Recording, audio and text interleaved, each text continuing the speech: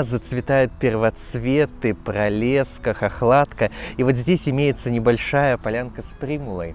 А примула — это не только декоративное растение, но еще и лекарственное. Можно взять примулу весеннюю, которая произрастает в наших лесах, и использовать ее при заболеваниях легких, потому что примула — это хорошее отхаркивающее средство.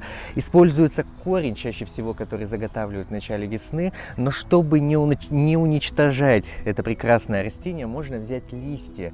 Листья применяются также при болезнях легких, а цветы иногда и назначаются при мигренях, делается настойка.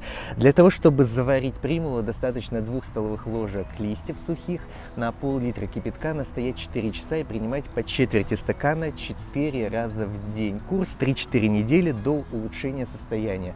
Но я рекомендую примулу использовать вместе с другими травами, так как сборы действуют намного активнее.